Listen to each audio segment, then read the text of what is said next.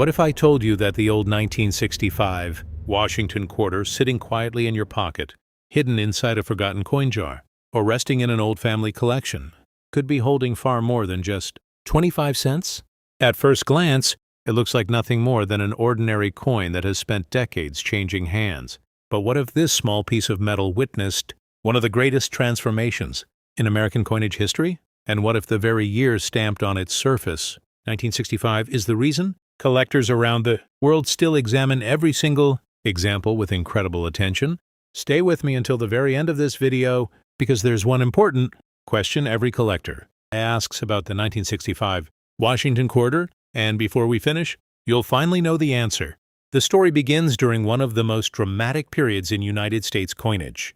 By the early 1960s, the price of silver had risen sharply, and Americans began saving silver coins instead of spending them. As millions of silver quarters disappeared from circulation, the country faced a serious coin shortage.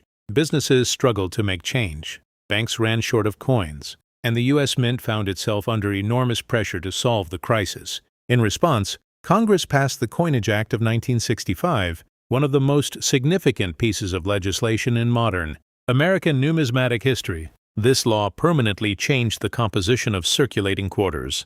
For more than 30 years, Washington quarters had been struck from 90% silver. But beginning in 1965, they were produced using a copper core bonded between two outer layers of copper nickel. It marked the end of the silver era and the beginning of the modern clad era.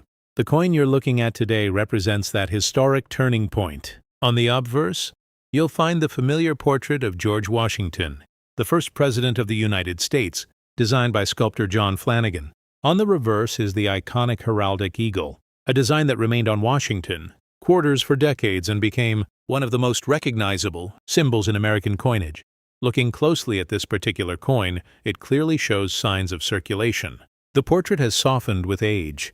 The eagle's feathers have worn down from years of use, and the surfaces display honest wear consistent with decades in circulation.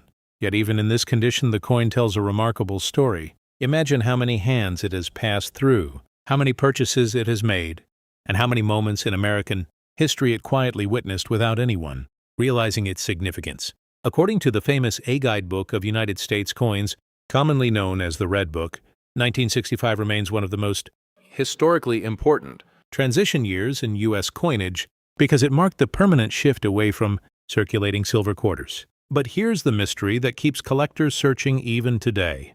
If millions of 1965 quarters were produced, why have a few examples attracted extraordinary attention and sold for astonishing prices?